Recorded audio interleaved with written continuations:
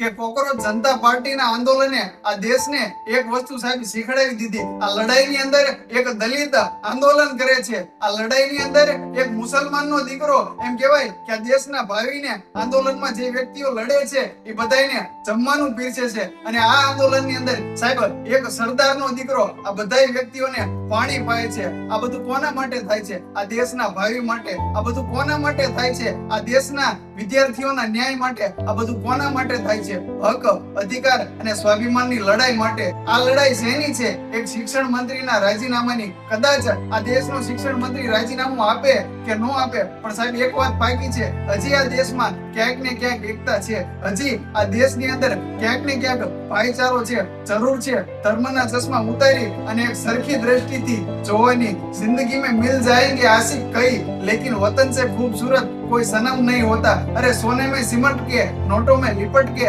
आते हैं कई, लेकिन तिरंगे से खूबसूरत कोई कफन नहीं होता। एनी साथे भारत माता की जय, इंकलाब जिंदाबाद।